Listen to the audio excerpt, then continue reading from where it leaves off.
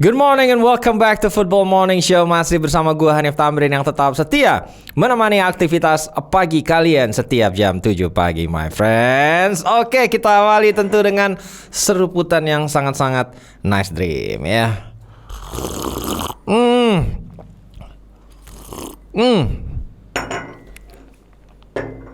Itu dia kawan-kawanku ya.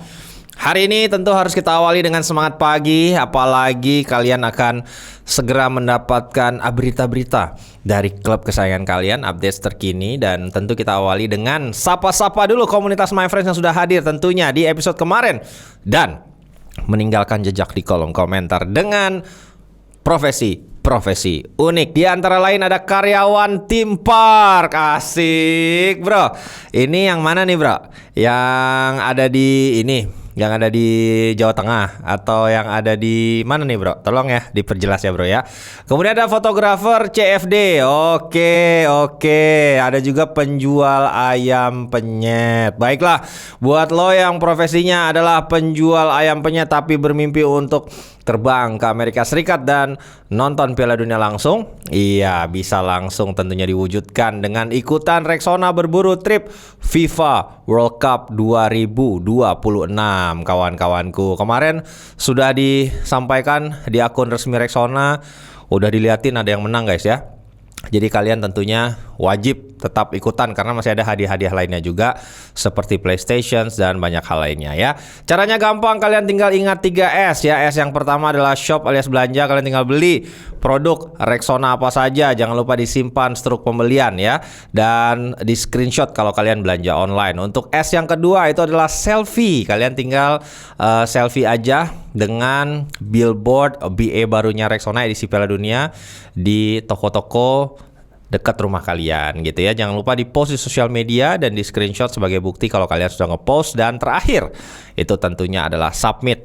Itu adalah bukti pembelian kalian, struknya, dan juga tentunya selfie yang sudah di-post di sosial media. Kalian tinggal submit ke WhatsApp Rexona yang sudah ada di QR pojok kiri bawah. Oke, itu dia kawan-kawan.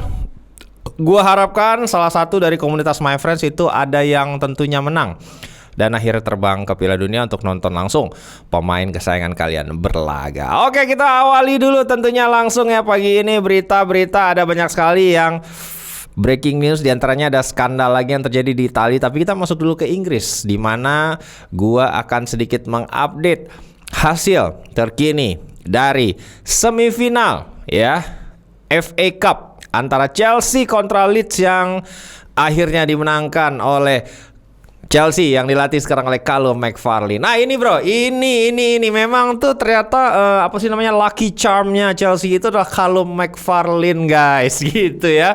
Langsung diputus ya. Ini rentetan kekalahan yang kemarin tuh udah 5 kekalahan beruntun ya di bawah Rosselló, langsung diputus oleh Callum McFarlane. Kalau bisa mungkin nanti ini akan dibuatkan patung oleh Callum McFarlane. Kalau nanti yang udah diumumkan lagi pelatih barunya Chelsea, apakah itu Lampard, apakah itu Iraola, apakah itu Good Evening, apakah itu misalnya siapa pelatihnya Palace, Oliver Glasner. Nah, terus kemudian nanti ternyata setelah setahun 2 tahun ada yang juara dipecat, nah Callum McFarlane lagi guys pasti yang menggantikan guys ya. Oke, dan tentunya kebangkitan ini merupakan angin positif bagi Chelsea karena memiliki kans untuk tetap menjuarai satu trofi musim ini dengan maju ke final FA Cup dan sudah dinanti oleh Manchester City di partai final ya. Chelsea mengakhiri periode buruk dengan menang 1-0 atas Leeds di semifinal FA Cup, di mana gol tunggal dicetak oleh sang kapten Enzo Fernandez ya. Dan ini adalah gol pertama Chelsea setelah 3 laga tidak bisa mencetak gol sama sekali. Dan total Fernandes musim ini sudah mencetak 13 gol. Dan hanya Morgan Gibbs-White, gelandang Premier League yang lebih tajam dan lebih produktif daripada dia musim ini dengan torehan 16 gol. Dan Chelsea akan mencatatkan final ke-28 di FA Cup dan hanya United yang pernah masuk FA Cup lebih banyak ya, sekitar 29 kali partai final. Kita lihat dulu beberapa statistik dari pertandingan di mana tentunya Chelsea cukup mendominasi secara penguasaan bola dengan expected goals ya. Itu Leeds justru yang lebih bagus. Total tembakan lebih banyak Leeds United 10 berbanding 8 untuk Chelsea. On target pun demikian 3 berbanding 2. Namun penampilan yang cukup gemilang dari Robert Sanchez membuat Chelsea mampu mencatatkan clean sheet kawan-kawan ya. Dan gol Enzo pun diawali dari long pass dari dari Robert Sanchez, dan second ball-nya bisa dimenangkan Pedro Neto dan akhirnya mampu dituntaskan dengan sempurna oleh Enzo Fernandez. Jadi ini peran Robert Sanchez di partai semifinal kali ini cukup krusial kawan-kawan ya. Kita lihat dulu statement dari Callum McFarlane pasca kemenangan ini. Ini pertandingan yang sulit. Kami tahu apa yang dilakukan Leeds. Ini juga momen besar bagi mereka dan mereka ingin mencapai final. Saya pikir para pemain menunjukkan karakternya, betapa besar mereka ingin memenangkan pertandingan ini. Itu yang disampaikan oleh McFarlane. Dan tentunya Leeds juga bukan tanpa peluang. Ada sekitar dua peluang besar yang tercipta untuk Leeds United, dengan terutama free header dari Calvert-Lewin yang tentunya gagal mencapai target, bisa diamankan secara mudah oleh Robert Sanchez. Ya, begitupun dengan Chelsea, beberapa peluang besar juga datang untuk Joao Pedro, salah satunya kena tiang gitu. Tapi kalau ada salah satu takeaway di laga ini, itu adalah insiden penarikan rambut Cucurella yang selalu menjadi target ya pemain-pemain lawan, dan ini bukan kali pertama rambut dia dijambak guys ya. Dan ini kan sebenarnya insidennya mirip sekali dengan insidennya Lisandro Martinez ya. Namun bedanya keputusannya aja, Calvert-Lewin di laga ini tuh nggak di kartu merah kawan-kawan. Wasit sempat menghentikan pertandingan untuk ngecek VAR, tetapi tidak ada hukuman yang diberikan. Nah, beberapa minggu sebelumnya kasusnya itu mirip-mirip, di mana Lisandro Martinez itu di kartu merah karena menarik rambut ya. Dan kondisi ini tentu membuat kita kebingungan sebagai penonton ya. Yang satu dihukum straight red card, yang satu lagi lolos tanpa kartu meskipun sudah dicek oleh VAR. Nah, coba kita lihat dulu aturannya tertulisnya seperti apa. Menarik rambut tidak tertulis spesifik dalam rules of the game ya.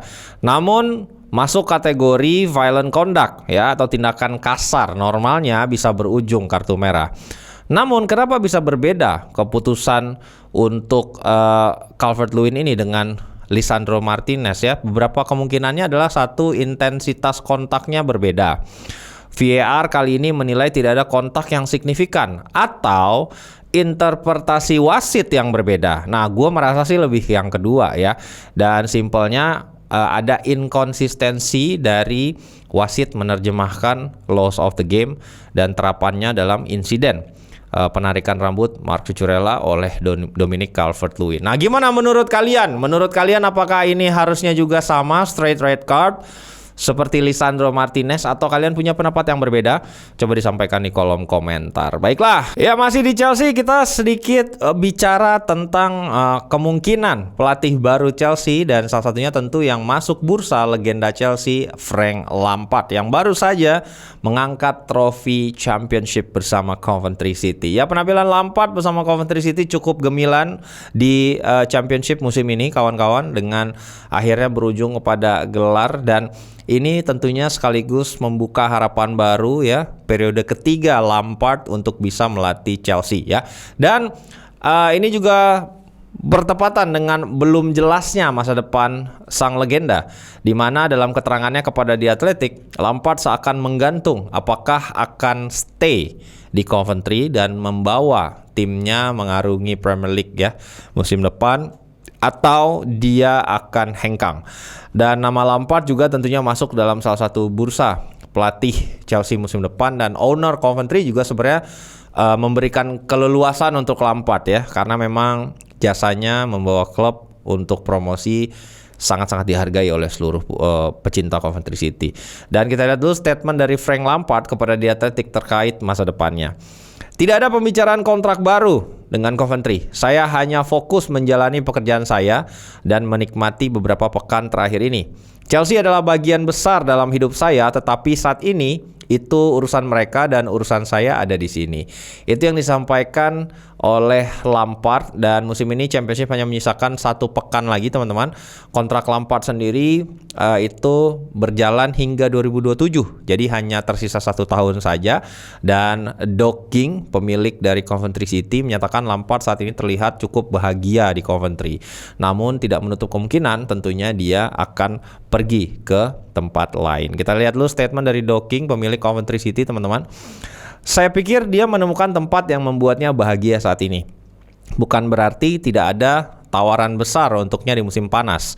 Dia harus membuat keputusan karena dia sudah menunjukkan kualitasnya sebagai pelatih top. Tapi saya tidak akan mengomentari itu. Saya tidak bisa mengontrol masa depannya. Kurang lebih seperti itu, dan Chelsea punya pengalaman mengambil pelatih yang baru promosi seperti tentunya Enzo Maresca di musim 2004-2005 ketika dia membawa Leicester City tampil cukup gemilang. Dan ini yang sekaligus juga tentunya menjadi pertimbangan apakah kalian sebagai fans Chelsea ingin menerima kembali sang legenda untuk periode ketiganya. Kita lihat dulu statistik Lampard di periode pertama dan kedua teman-teman. Ya, dengan periode pertama cukup oke, dia mampu membawa Chelsea lolos ke Liga Champions dengan transfer ban saat itu. Jadi nggak ada pembelian transfer, dengan persentase kemenangan 52%. Total pertandingan 84, menang 44, imbang 17, dan kalah 23 kali. Kemudian lanjut di periode kedua ketika dia masuk sebagai manajer interim, itu di bulan April 2023 hingga Juni 2023 menavigasi 11 pertandingan, hanya 1 kali menang, 8 kali kalah, dan 2 kali imbang dengan persentase kemenangan 9% ya. Dan tentu ini menjadi titik balik dari karir Frank Lampard sebagai seorang pelatih pasca membawa Coventry City menjadi juara Championship.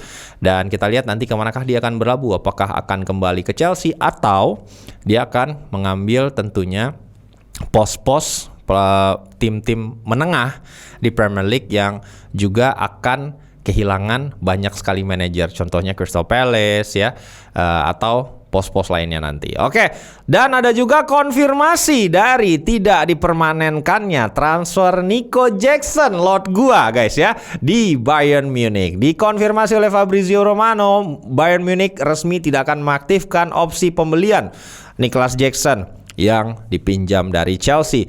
Jackson dikonfirmasi akan kembali ke Chelsea setelah masa pinjamannya berakhir di Bayern Munich, dan menurut Fabrizio keputusan sudah final. Sudah dikonfirmasi langsung oleh Direktur Max Eberl. Dan sebelumnya Munich punya opsi pembelian sekitar 65 juta euro untuk mempermanenkan seorang Nico Jackson. Kita lihat dulu statistik penampilan dari Lord Jackson kawan-kawan di Jerman selama membela Bayern Munich. Antara lain ya, di Bundesliga dia sudah bermain 20 kali dengan membuat 7 gol dan 2 assist. Sementara di Liga Champions dia juga sudah membuat 3 gol dan 2 assist. Jadi total kontribusi golnya untuk Bayern Munich sekitar 14 gol kawan-kawan ya. Dan ini sudah 29 pertandingan total yang dia mainkan selama musim ini. Bahkan di 5 match terakhir sebenarnya dia mulai merediscover performanya dengan mencetak 4 gol sendiri. Dan itu tentu kawan-kawan menjadi sebuah momentum karena dia akan kembali ke Chelsea sebagai rakyat biasa. Iya itu dia guys ya. Mungkin nanti akan dijual lagi atau akan menjadi pelapis karena memang Liam Delap juga penampilannya musim ini tidak terlalu signifikan ya dampaknya bagi Chelsea, baik itu ketika menjadi starter maupun ketika diperkenalkan sebagai substitute ya. Jadi mungkin ini dia yang dijual, Delap yang dijual, Jackson kembali sebagai pelapis ya. Dan kita tinggalkan dulu Chelsea, kita masuk dulu ke Manchester United di mana Bruno Fernandes memberikan wawancara eksklusif kepada sang legenda United juga Wayne Rooney dalam show terbarunya dia di BBC. Kita coba recap sedikit bagaimana Bruno sudah yakin dengan Michael Carrick sejak 2021, sekaligus tentunya ini menegaskan, ini kan sebuah sinyal ya mungkin dari manajemen United kenapa Bruno dibiarkan memberikan interview ini. Dan tentu pertanyaan-pertanyaannya udah dikurasi guys ya seputar Michael Carrick, seputar hal-hal yang positif, dan salah satunya tentu adalah indikasi siapa manajer yang akan dipermanenkan sebagai manajer utama musim depan, dan sosok Michael Carrick tentu hanya menunggu waktu saja untuk diumumkan pasca juga breaking news yang disampaikan oleh The Athletic beberapa hari yang lalu terkait posisinya ya. Di acara Wayne Rooney Show, Bruno bercerita jika sudah yakin dengan Carrick sejak 2021 saat dia menjadi caretaker pasca pemecatan Ole ya. Kita lihat dulu statement dari Bruno terkait hal tersebut. Saat itu Carrick punya 3 pertandingan sebagai manajer. Cara dia mempersiapkan pertandingan dan cara dia berbicara kepada kami membuat semua pemain merasa dia lebih dari sekedar asisten dan dia siap untuk langkah berikutnya ya. Dan dalam 3 laga yang dimaksud oleh Bruno itu di mana Carrick membawa tim menang atas Villarreal, menang atas Arsenal, dan imbang kontra Chelsea. Setelah itu dia memilih pergi ketika Ralf Rangnick ya, pelatih scam ini, masuk sebagai pelatih interim yang ternyata nggak membawa perubahan apapun teman-teman ya.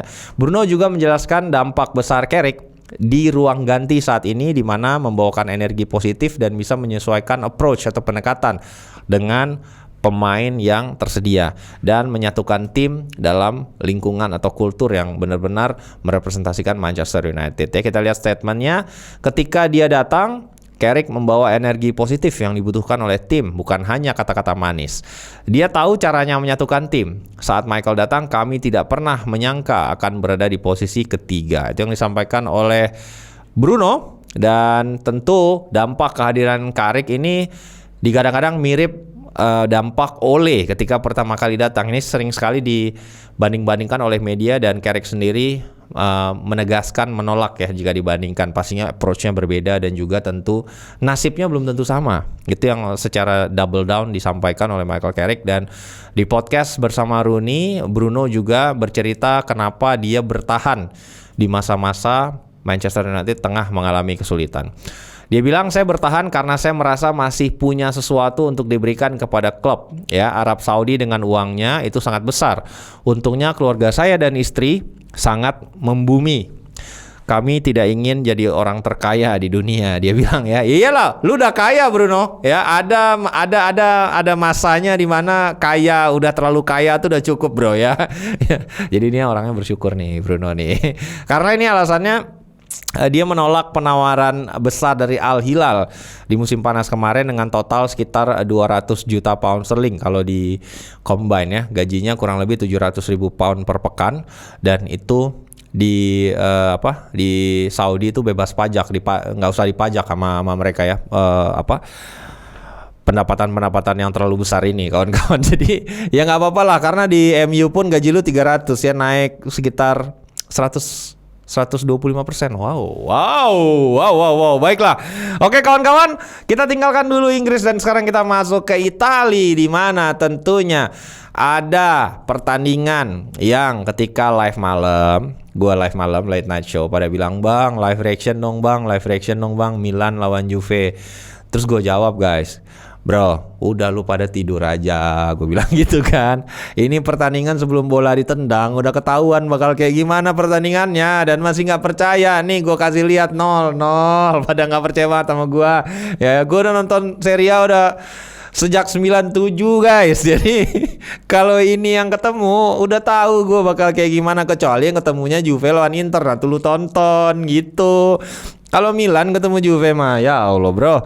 Ya, dan bener kan prediksi gue bilang kalau kalian insomnia nonton. Kalau kalian ini kan Senin dini hari, gue bilang udah tidur, besok kerja, gue bilang gitu. Pada bener hasilnya 0-0 guys ya. Apa yang mau dibahas dari pertandingan 0-0 ini ya? Musim ini Juve dan Milan udah 2 kali imbang 0-0, baik partai pertama maupun nih sekarang return legs-nya, dan tidak ada pemenang dengan kedua tim ini gagal meraih 3 poin, dan ini membuka kembali peta persaingan memperebutkan 4 besar itu terbuka lebar, karena Como di saat bersamaan menang, Roma di saat bersamaan menang. Beda antar peringkat hanya terpaut 3 poin. Napoli ke Milan 3 poin, Juve ke Milan 3 poin, ya, Como ke Juve 3 poin, Roma ke Juve 3 poin. Ini terbuka lebar lagi guys ya di sisa 4 pertandingan terakhir ya.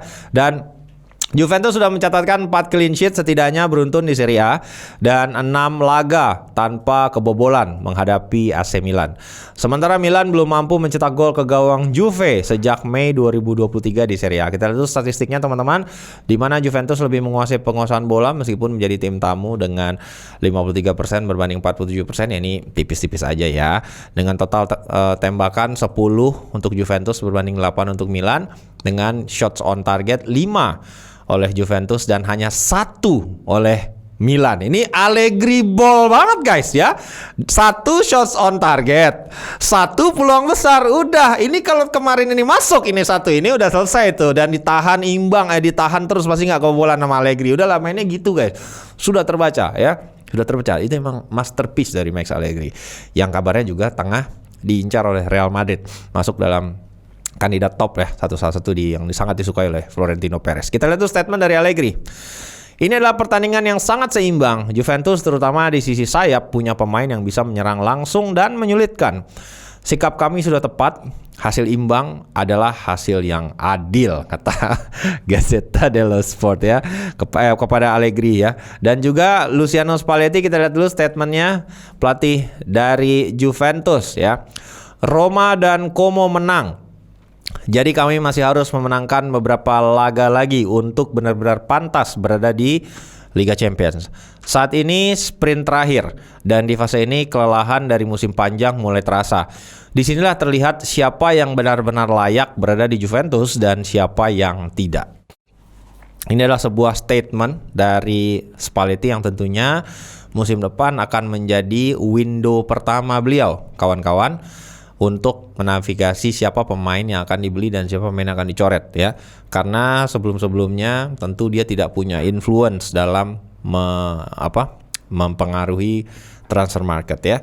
Dan perayaan Scudetto Inter Milan harus tertunda 1 minggu lagi setelah ditahan imbang oleh Torino dengan skor 2-2. Inter sempat unggul 2-0 sebenarnya teman-teman ya, dan tinggal nunggu pesta doang. Namun ini bisa disamakan oleh Torino kawan-kawan, karena gol yang dicetak oleh Thuram dan Bisek itu diawali tentunya dari assist oleh Federico Di Marco dan menjadi assist ke-17 di musim ini atau yang terbanyak di Serie A sejak musim 2004-2005.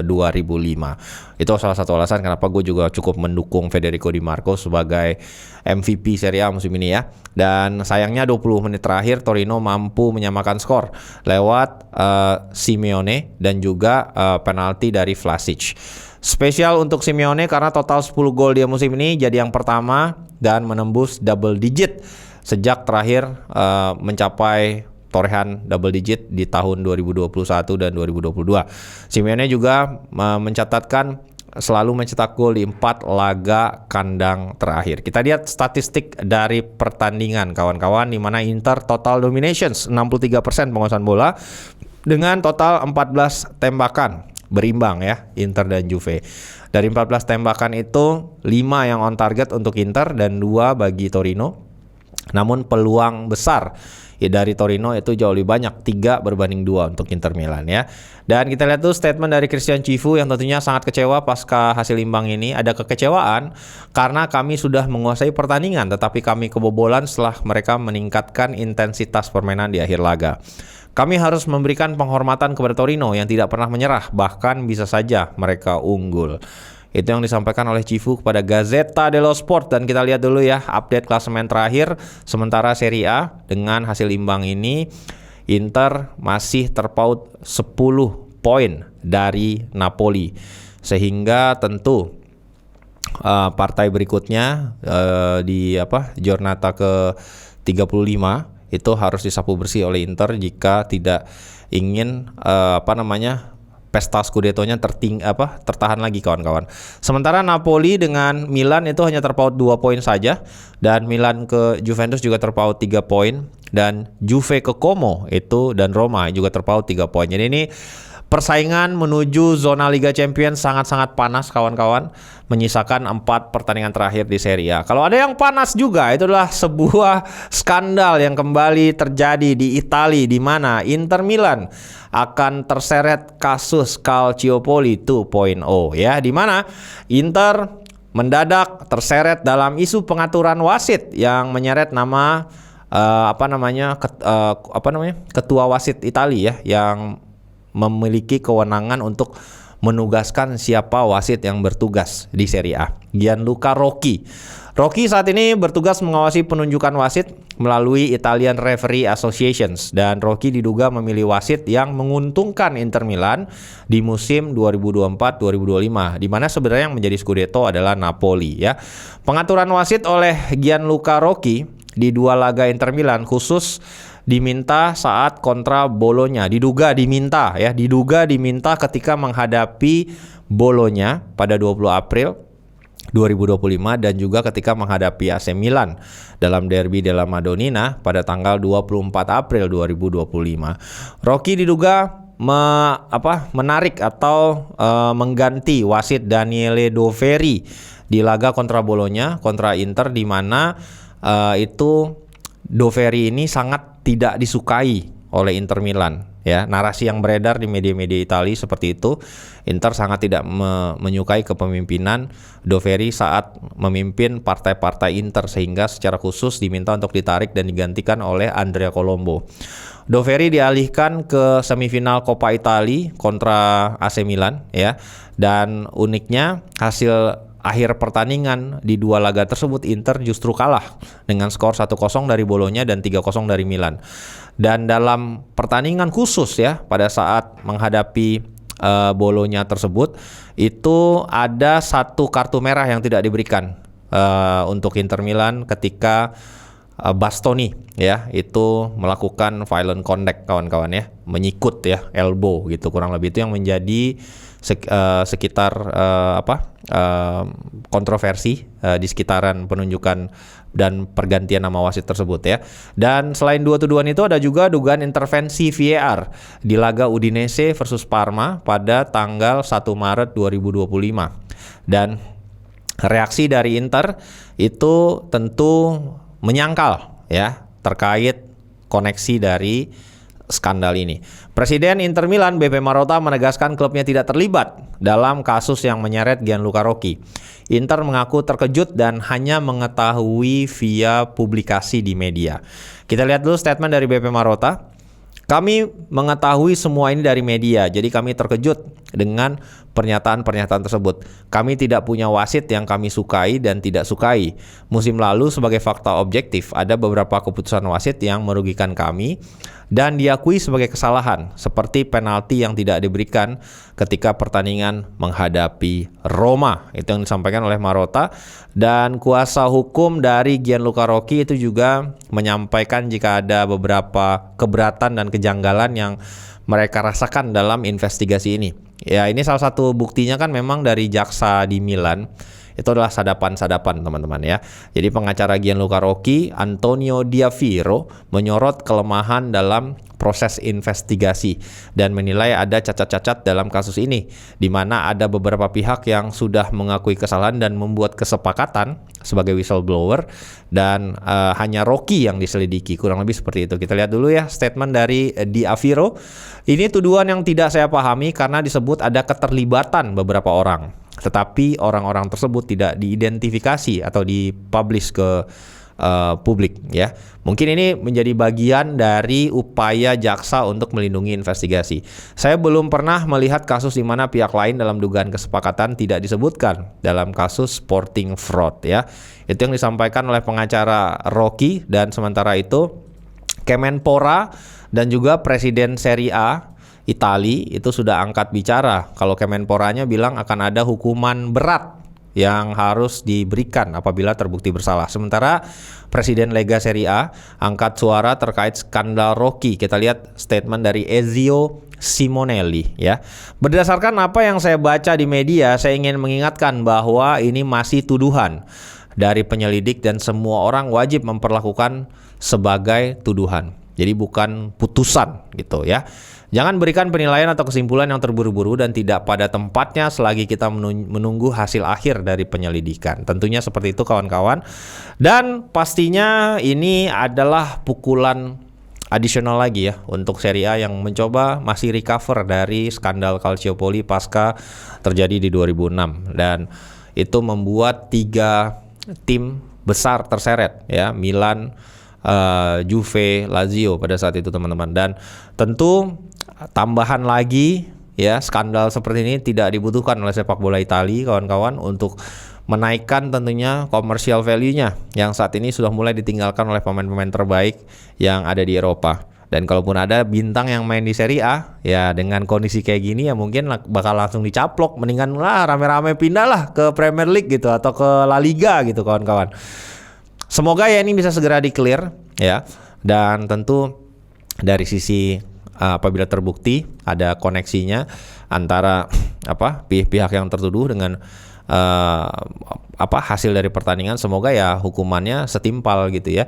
Nggak hanya pilih atau tebang pilih lah kawan-kawan, seperti itu ya. Dari gua itu aja beberapa pemberitaan yang bisa kita sampaikan hari ini kawan-kawan. Gua harapkan kalian bisa mengawali hari ini dengan semangat positif. Ini hari Senin my friend, hari Senin, berikan yang terbaik ya. Biasanya banyak peluang dan opportunity yang akan hadir di hari Senin kalau kalian tentunya semangat ya. Untuk kalian yang belum dapat pekerjaan, gua doakan segera menemukan solusi atau peluang baru. Buat kita semua yang sudah memiliki pekerjaan, kita share aja atau kita syukuri.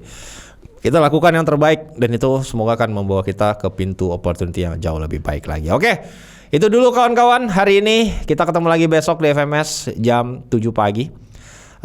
Dan kita masih ada satu konten spesial untuk member. Gue mengingatkan kalian semua, jadi jangan lupa kalian bergabung di Discord untuk seluruh informasi dan keterlibatan dalam menentukan kalian mau ngapain, gue mau ngapain gitu ya. Jadi bisa kasih masukan gitu ya di Discord, yang linknya ada di deskripsi kawan-kawan ya. Oke, terima kasih dan as always my friends, have a lovely day.